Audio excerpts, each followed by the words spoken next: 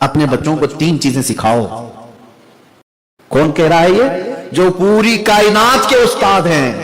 وہ رسول پاک فرما رہے ہیں علموا اولادکم ثلاث. اپنے بیٹوں کو اپنے بچوں کو 3 چیزیں سکھاؤ. وہ کیا ہے 3 چیزیں؟ اچھا میں آپ سے یہ پوچھتا ہوں عبادت کس کے لیے ہوتی ہے؟ رسول کے لیے یا اللہ کے لیے؟ سب کا یہی ماننا ہے. ہاں ہم مشرک لوگ نہیں ہیں, ہم اللہ ہی کی عبادت کرتے ہیں. عبادت کس کی ہے؟ اللہ کی. تعظیم رسول اللہ کی, عبادت اللہ کی. لیکن میں آپ سے کہتا ہوں نماز عبادت ہے اللہ کی ہی, لیکن نماز بھی کمپلیٹ نہیں ہوتی جب تک آپ اتحیات میں بیٹھ کر السلام علیکہ ایھا النبی میں کہتے ہیں. بات ہے عبادت ہے اللہ کی, لیکن سلام تو کرنا پڑے گا کس کو؟ رسول کو. یہ بھی نہیں کہ اس رسول پر سلام, اس رسول پر سلام نہیں. تمہیں سکھایا گیا یوں کہو اے نبی آپ پر سلام, السلام علیکہ ایھا النبی, جس کا ٹرانسلیٹ کر کے دیکھو ترجمہ کیا, اے نبی آپ پر سلام ہو. یعنی نماز میں تمہیں یہ تصور بھی کرنا پڑے گا کہ میں رسول کے سامنے کھڑا ہوں, سامنے ہے رسول. عبادتوں میں بھی تم ذکر ہٹا دو, نہیں ہے عبادت نہیں ہے.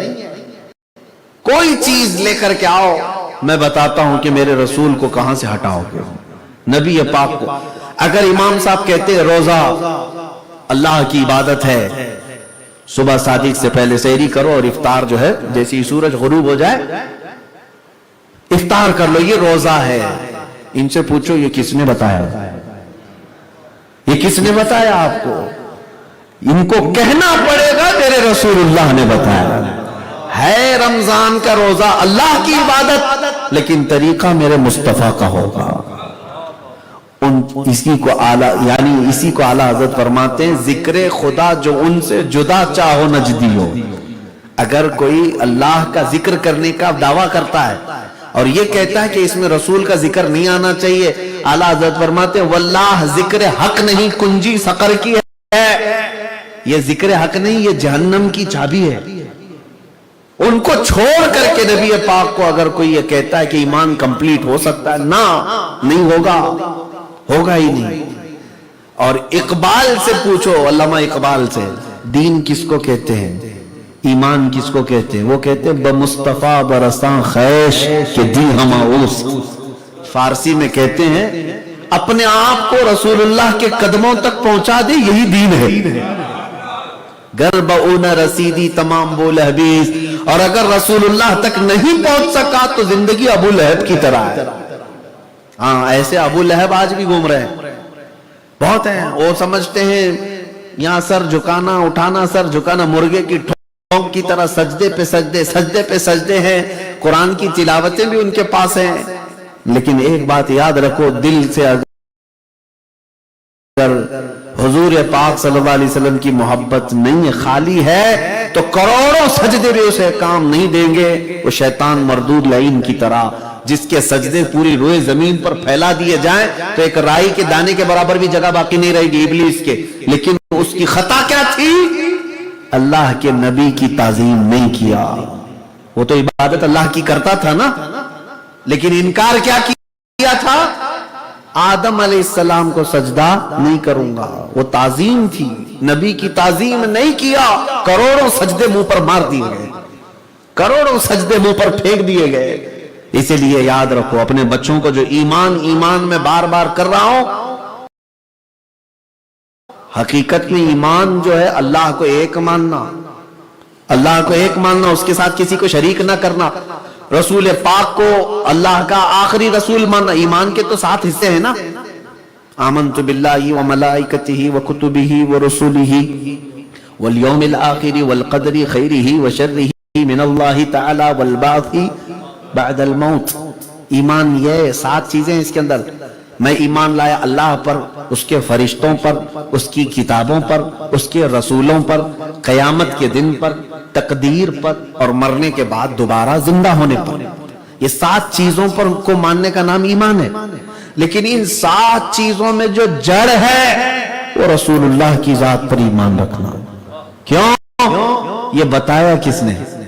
یہ 7 چیزوں پر ایمان یہ بتایا کون؟ رسول اللہ. ساری چیزوں کی جڑ آپ جائیں. اچھا کچھ لوگ کہتے ہم کو قرآن سے سمجھاؤ، قرآن سے سمجھاؤ۔ مکہ مکرمہ میں بیٹھا تھا، ہمارے ساتھی ہے سلفی، وہ مدینہ یونیورسٹی میں پڑھنے والے، جامعہ ازہر سے تعلق تھا، میں ساتھی نہیں کہتا لیکن ہم سبق لڑتے رہتا تھا ہمیشہ اس بات پر کہ تم لوگ خالی مدینہ مدینہ مدینہ کرتے رہتے ہو، مکہ میں آتے ہو، اللہ کا گھر ہے یہاں پر، خانہ کعبہ ہے، وہ مکہ کا رہنے والے۔ میں جب گیا تو وہاں آیا، اس نے بہت دیر بحث کی اسی بات پر جو وہاں پر بھی بحث کرتا۔ ہم نے کہا ٹھیک ہے مکہ مکہ ہی کریں گے، تجھے بتایا کون کہ مکہ عظمت والا ہے؟ تجھے بتایا کون؟ تیرے باپ نے بتایا، امام نے بتایا، کس نے بتایا؟ اور خانہ کعبہ کی عظمت ایسی ہے ویسی یہ کس نے بتایا؟ اچھا چلو عظمت اپنی جگہ پر، خانہ کعبہ کی طرف منہ کر کے نماز پڑھنے کا طریقہ کس نے بتایا؟ کون ہے جو سب کے چہروں کو کعبے کی طرف پھیر دیا؟ کہا محمد رسول اللہ۔ کہا بس بات اتنی ہے، ہم وسیلے والے ہیں، جس نے ہم کو ساری نعمتیں عطا کی۔ اعلیٰ حضرت نے اسی لیے فرمایا نا کہ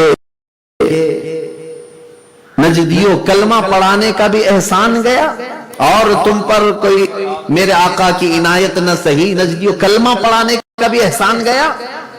رسول پاک صلی اللہ تعالی علیہ وسلم اگر نہ ہوتے تو نہ ہمیں کعبے کی عظمت معلوم تھی، نہ مکہ، نہ قرآن، نہ اللہ رب العزت کی ذات کا تعارف ہو سکتا۔ ساری چیزیں اسی لیے میں کہہ رہا ہوں حضور کو ماننے پر منحصر ہے۔ اگر آپ رسول کو سچا رسول مانتے ہیں تو باقی ایمان پھر آپ کا مکمل ہو جائے گا، پھر آپ قرآن کو بھی مانیں گے، حدیث کو بھی مانیں گے، اللہ کی وحدانیت کو بھی مانیں گے، کعبے کی عظمت کو بھی مانیں گے، جنت و دوزخ کو بھی مانیں گے، حساب و کتاب کو بھی مانیں گے، عرش و کرسی کو بھی مانیں گے، لوح و قلم کو بھی مانیں گے۔ سب کب مانیں گے؟ جب رسول کو پہلے مان لیں گے۔ بین جڑ ہے رسول پاک کی ذات، اسی لیے اپنے بچوں کی دلوں میں سب سے زیادہ اگر کوئی چیز آج آپ کو ڈالنی ہے تو محبت مصطفیٰ۔ کیوں؟ اگر یہ اہم نہ ہوتا تو دنیا میں بہت سارے علم ہیں، سائنس ہے، میتھمیٹکس ہے، فزکس ہے، جغرافک ہے، الجبرا ہے، لوگ کیمسٹری پر پڑھ کر کے آگے بڑھتے ہیں۔ کون کون سے علم، کون کون سے فن دنیا میں نہیں ہے؟ بہت ہے، بہت فن ہے۔ نبی رحمت صلی اللہ تعالی علیہ وسلم نے جب اپنے صحابہ کو فرمایا کہ اپنے بچوں کو کیا کیا سکھانا ہے تو تین چیزیں حضور نے فرمایا، توجہ، تین چیزیں حضور نے فرمایا، علموا اولادکم ثلاث، اپنے بچوں کو تین چیزیں سکھاؤ۔ کون کہہ رہا ہے یہ؟ جو پوری کائنات کے استاد ہیں، وہ رسول پاک فرما رہے ہیں علموا اولادکم ثلاث، اپنے بیٹوں کو، اپنے بچوں کو تین چیزیں سکھاؤ۔ وہ کیا ہے تین چیزیں؟ نمبر 1 حب نبیکم، سب سے پہلی چیز اپنے نبی کی محبت سکھاؤ۔ وحب اہل بیتہ، سیکنڈ نمبر پر اہل بیت کی محبت سکھاؤ۔ تلاوت القرآن کی تلاوت انہیں سکھا دو۔ یہ تین چیزیں کون کہہ رہا ہے؟ کائنات کے معلم، کائنات کے استاد۔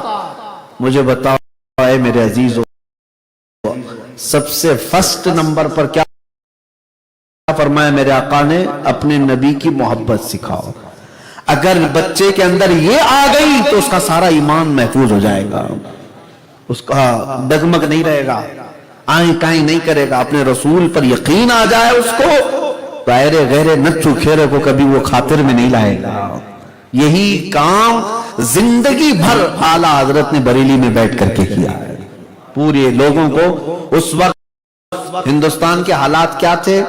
ہندوستان میں انگریز تھے اور انگریزوں نے خریدا تھا بہت سارے مولویوں کو پیسہ دے دے کر کے۔ آج بھی بکتے ہیں، بہت سارے لوگ بکتے ہیں، پیسوں پر بک کر کے اپنا ایمان ختم کرتے ہیں۔ ایسے بکے ہوئے کئی لوگ تھے اور وہ سب سے بڑا کام کیا کر رہے تھے ہندوستان میں؟ رسول پاک صلی اللہ علیہ وسلم کی عزت پر حملہ کر رہے تھے۔ آج ایک کافر، ایک مشرک، ایک پجاری، ایک پنڈت جیسے کہہ رہے تھے، میں مولانا سے کہوں گا مسجد میں دوبارہ کبھی اس گندے خبیث کا نام مت لیا کریں، مجھے پسند نہیں گستاخ رسول۔ ہاں ہم اشارے سے بولتے ہیں، اس لیے نہیں کہ ڈرتے ہیں، اس لیے کہ ہم زبان ناپاک نہیں کرنا چاہتے۔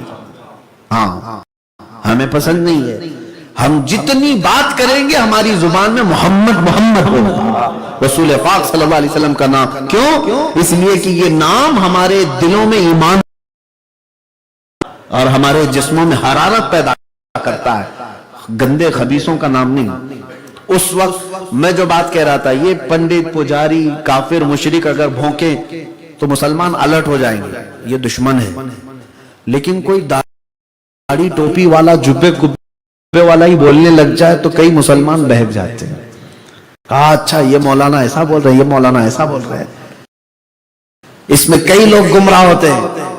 ارے وہ بھی تو مولانا ہے، یہ بھی تو مولانا ہے۔ نوجوانوں، میں آپ سے کہتا ہوں، مولانا کو پہچاننے کا طریقہ داڑھی ٹوپی نہیں، مولانا کو پہچاننے کا طریقہ عشق مصطفیٰ ہے۔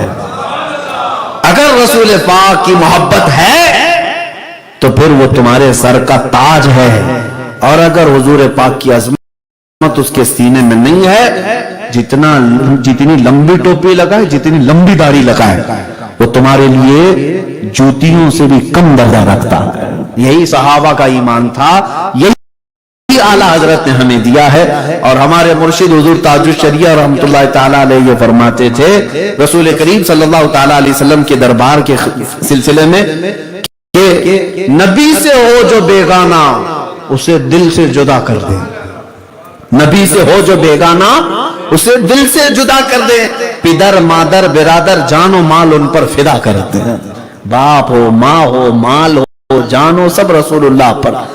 کچھ زرخرید مولوی لوگ وہاں پر ایمان لوٹ رہے تھے ہندوستان میں، آج سے 100 سال پہلے کی بات کر رہا ہوں، ایمان لوٹنے کا کام چل رہا تھا، کیسے کتابیں لکھ لکھ کر کے لوگوں کے دلوں میں حضور کی عظمت کم۔ میں آپ کو بتاؤں، آپ نبی پاک کا نام آئے تو کھڑے ہو جاتے ہیں کہ نہیں؟ سلام کے لیے کھڑے ہوتے؟ ابھی میں جب حضور کا نام لیتا ہوں تو انگوٹھے چوم کر کے ہم آنکھوں سے لگاتے ہیں کہ نہیں؟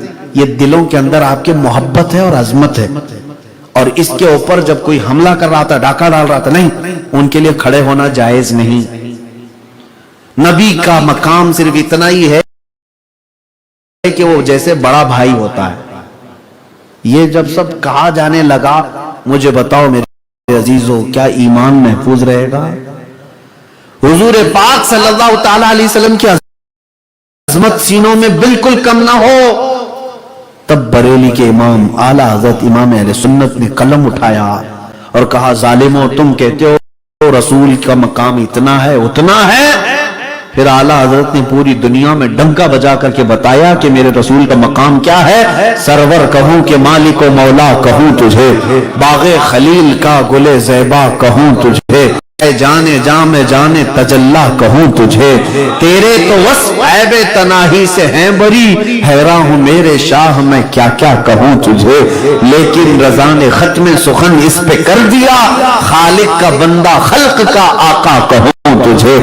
جب لوگ میرے نبی پاک کے مقام کے بارے میں بات کر رہے تھے کہ بڑے بھائی کے برابر ہیں، ایسا ان کا علم ہے، پاگلوں بچوں کی طرح، نعوذ باللہ، تب بریلی کے امام بچوں کو نہیں، جوانوں کو نہیں، بوڑھوں کو نہیں، ہر ایک امتی کو یہ سبق سکھا رہے تھے، سارے اونچوں میں اونچا سمجھیے جسے، ہے اس اونچے سے اونچا ہمارا نبی، ہے اس اچھے سے بھی اچھا ہمارا نبی، بجھ گئی جس کے آگے نبی مشعلے، شمع وہ لے کر آیا ہمارا نبی، خلق سے اولیاء، اولیاء سے رسول، اور رسولوں سے اعلیٰ ہمارا نبی، سب چمک والے اجلوں میں چمکا کیے، اندھے شیشوں میں غم زدوں کو مژدہ دیجئے کہ ہے رضا، بے کسوں کا سہارا ہمارا نبی۔ یہ سنیوں کو سکھایا امام اہل سنت نے۔ آج دیکھیں افریقہ کی سرزمین پر میں بیٹھا ہوں، لیکن یہاں سے بھی ہر نوجوان گنگنا رہا ہے، ہمارا نبی، ہمارا نبی، ہمارا نبی۔ یہ عشق رسول کی دولت جو آئی ہے، اس پہ امام اہل سنت کا بڑا رول ہے. اسی لیے چپے چپے سے آج دنیا یہ پکار کر کہتی ہے ڈال دی قلب میں عظمت مصطفیٰ سیدی اعلی حضرت پہ.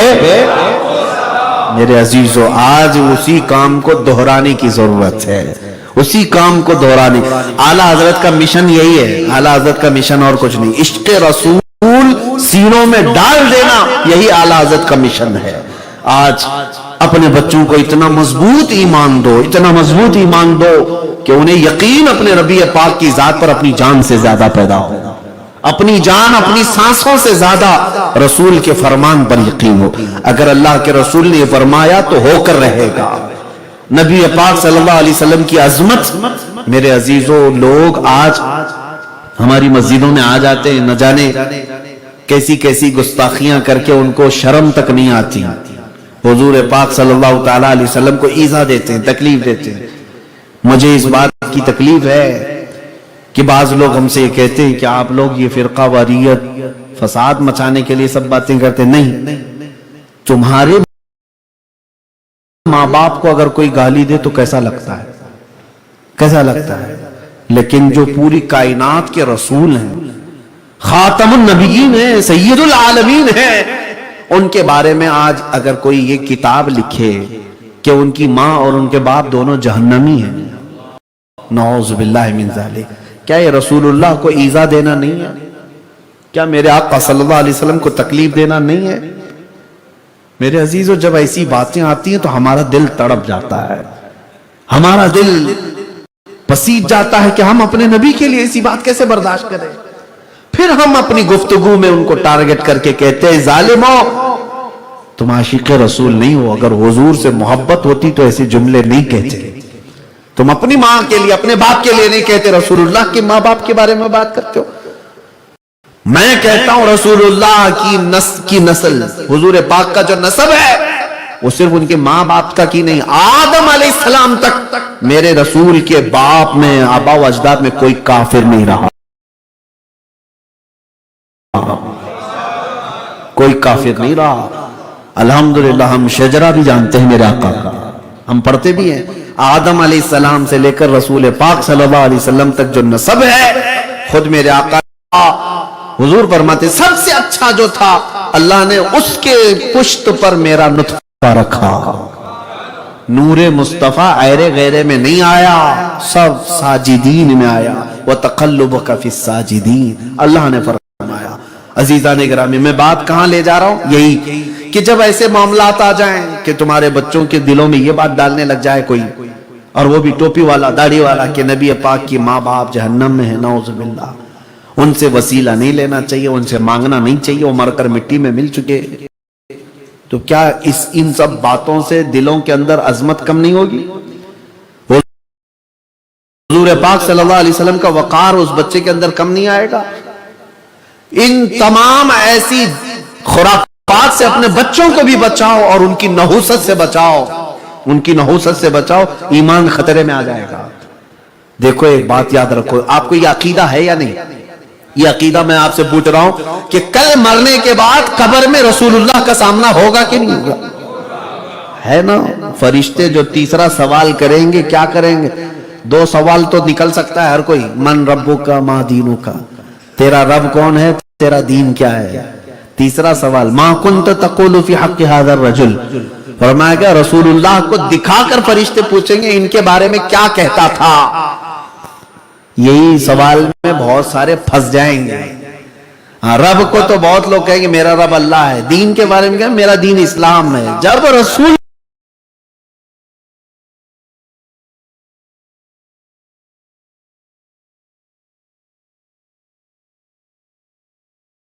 کی بات آئے گی, ہو رہا ہے, دل خوش ہو رہا ہے, آنکھوں میں آج دیکھے چمک پیدا ہو رہی, نبی کا ذکر ہو رہا ہے, گھبراؤ مت. کہاں اس دل ربا کے واسطے ہے, مر کے پہنچا ہوں یہاں اس دل ربا کے واسطے. فرشتوں سے یہ کہنا کہ میں تو مرا ہی ہوں اس رسول کو دیکھنے کے لیے. ہاں اس وقت تمہارا جواب ہوگا کہ کیوں نہیں پہچانتے ہماری مسجدیں صبح سے لے کر شام تک نماز ہوتی تھی، ہمارے مسجدوں سے صلاۃ و سلام کی آوازیں گونجتی رہی، ہمارے گھروں میں نعت مصطفیٰ پڑھا جاتا رہا۔ یہی چیز ہے، حضور کا سامنا کرنا ہے، قبر میں یہ عقیدہ ہے نا، قبر میں بھی حضور کا سامنا، اور حشر کا معاملہ تو حدیثوں سے ہے کہ سارے لوگ کہاں آدم علیہ السلام سے لے کر عیسیٰ علیہ السلام تک دوڑتے رہیں گے، لیکن شفاعت کہاں ہوگی؟ وہ میرے مصطفیٰ کی بارگاہ میں، حضور پاک صلی اللہ علیہ وسلم کی بارگاہ میں ہی ہوگی۔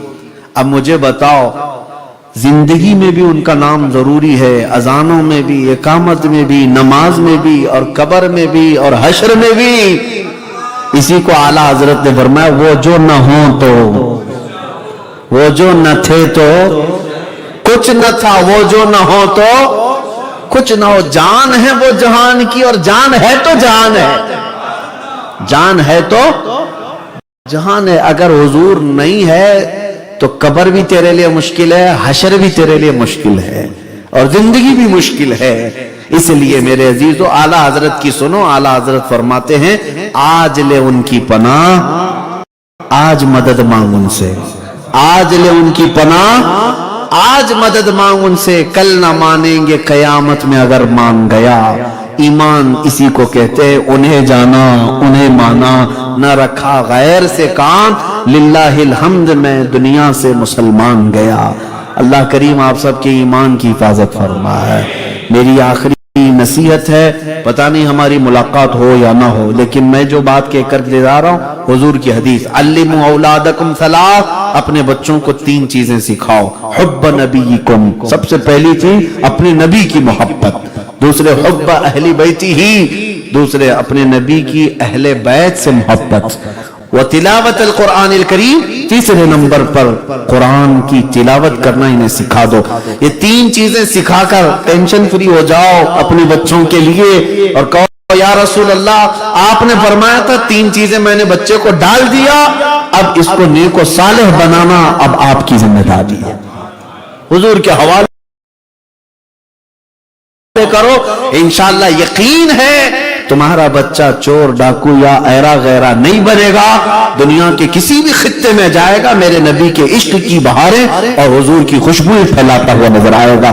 اللہ تبارک و تعالیٰ آپ کے اس علاقے کو ہمیشہ شاد و آباد رکھے، مسجد قرطبہ کو عشق رسول کا مرکز بنائے۔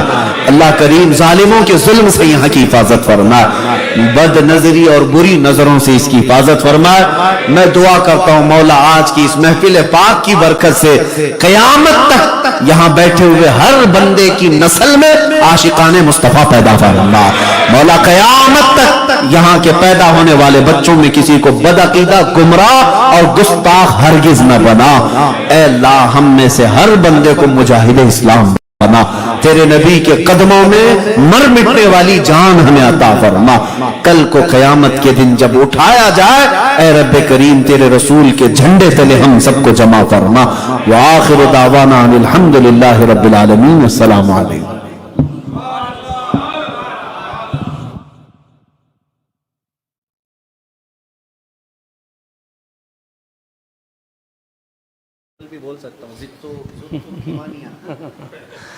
ماشاءاللہ، یہ انداز سخن گوئی تمہارا ہم نہ بھولیں گے، زمانے تک تمہاری ہی خطابت یاد آئے گی۔ ماشاءاللہ، مجاہد اسلام، مبلغ مسلک اعلیٰ حضرت، خطیب نوجوان حضرت علامہ مفتی سلمان صاحب قبلہ دامت برکاتہم العالیہ کا عشق بھرا، محبت بھرا پیغام ہم سب لوگوں نے سنا۔ آپ سب قابل مبارکباد ہیں، اور یہ محفل سجانے میں جو ہماری مسجد قرطبہ کے تمام اراکین اور یہاں کی مینجمنٹ کمیٹی، اور اس کے ساتھ ساتھ ماشاءاللہ اشرفی چشتی ایسوسیشن آف موریشس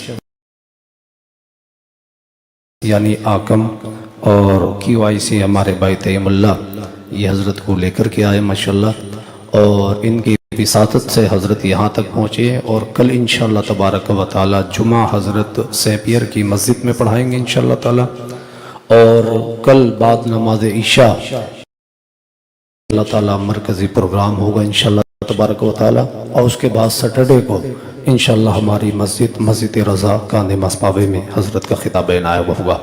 آپ سے گزارش ہے کہ فالو کریں، اور خاص کر کے نوجوان جو ینگ ہے وہ فالو کریں، اور تمام لوگ ان میں پہنچیں۔ ماشاءاللہ آپ یہ ایسا نہ سمجھیں کہ لائیو چل رہا تو ہم دیکھ لیں، ماشاءاللہ پورٹ لسٹ تک سے لوگ یہاں آئے ہیں، تو آپ لوگ بھی انشاءاللہ تعالیٰ کل ICC بھی پہنچیں، اور اس کے بعد پرسوں سیٹرڈے کا بھی آپ لوگ خطاب سماعت کریں۔ کھڑے ہو جائیے، سلام پڑھ لیجیے۔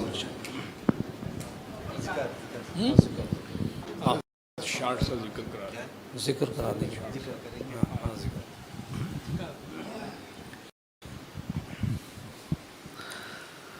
ذکر ہمارے روح کی غذا ہے۔ الا بذکر اللہ تطمئن القلوب، اللہ فرماتا ہے قرآن میں، آگاہ ہو جاؤ اللہ کے ذکر سے دلوں کو سکون ملتا ہے، دلوں کو اطمینان ملتا ہے۔ ہمارے جسم کو جب بھوک لگتی ہے تو ہم کھانا کھاتے ہیں، لیکن روح کو جب بھوک لگتی ہے تو کیا کھائیں گے؟ ہاں، یہ جسم کو بھی بھوک لگتی ہے اور روح کو بھی بھوک لگتی ہے۔ جسم اگر صبح بریک فاسٹ نہیں کیا، ناشتہ نہیں کیا، دوپہر کا لنچ نہیں کیا، شام تک دیکھو ہلنے لگ جائیں گے، چکر دیں تو کمزور ہوتا ہے، اور روح ایک مری ہوئی لاش ہے، سڑی ہوئی بدبودار ہوتی ہے۔ روح کو بھوک لگتی ہر دن، اور روح کی غذا کیا ہے؟ کاجو بادام نہیں، اللہ کا ذکر۔ جو بندہ اللہ کا ذکر کرتا ہے اس کی روح مضبوط ہوتی ہے، طاقتور ہوتی ہے، اور پھر اس کو اللہ تبارک و تعالیٰ تک قریب پہنچانے میں اس کی روح مدد کرتی ہے۔ اسی لیے یہ محافل کو جیسے آپ نے حکم فرمایا، امام صاحب قبلہ نے اور دیگر حضرات نے، کہ ذکر سے ختم کریں۔ ہمارا الحمدللہ معمول ہے ہندوستان میں، ہماری ذکر کی محفل ایوری ویک، ہر ہفتے سجتی ہے۔ میں نے اس ذکر کی محفل سے دیکھا ہے جو برسوں سے نشہ نہیں چھوڑتے تھے، اس ذکر کی محفل کی برکت سے وہ ہمیشہ کے لیے نشہ چھوڑ دیں۔ ایسے نوجوان بھی ہیں جو پہلے ایڈکٹ تھے، لیکن اس ذکر کی محفل کی برکت سے آج وہ فجر کی نماز کی پابند ہیں، خود بھی پڑھتے ہیں، دوسروں کو پڑھاتے بھی ہیں۔ تو یہ ذکر کی محفل کی برکت ہے۔ اللہ تبارک و تعالی ہماری اس محفل کو بھی قبول فرمائے۔ نہایت ہی ادب و احترام کے ساتھ آپ حضرات بیٹھیں، اپنی اپنی گردنوں کو شرمندگی سے جھکا لیں، اس لیے کہ ہم گنہگار زیادہ ہیں، سر اٹھانے جیسا ہمارے پاس سر ہے نہیں۔ اللہ کی بارگاہ میں ہم استغفار کریں گے اور اس کے بعد مختصر ذکر کریں گے۔ سب سے پہلے ہم توبہ کرتے ہیں، توبہ کرنے کے بعد ہم اللہ کا پاک نام لیں گے۔ استغفر اللہ، استغفر اللہ من کل ذنب واتوب الیہ۔ سارے حضرات اب اللہ کا ذکر کریں گے، اپنی آنکھیں بند کر لیں، اور دل میں دماغ میں جتنے خیالات وسوسے آ رہے ہوں سب کو نکال کر پھینک دیں، اور یہ تصور کریں، یہ خیال کریں کہ میں ہوں اور صرف میرا رب ہے، میں اپنے اللہ کے حضور کھڑا ہوں۔ قال رسول اللہ صلی اللہ علیہ وسلم من قال لا الہ الا اللہ دخل الجنہ، وقال رسول اللہ صلی اللہ علیہ وسلم افضل الذکر لا الہ الا اللہ، لا الہ الا اللہ، لا الہ الا اللہ، لا الہ الا اللہ، لا الہ الا اللہ، لا الہ الا اللہ، لا الہ الا اللہ، لا الہ الا اللہ، لا الہ الا اللہ، لا الہ الا اللہ، الا اللہ، لا الہ الا اللہ، لا الہ الا اللہ، لا الہ الا اللہ، لا الہ الا اللہ، لا الہ الا اللہ، لا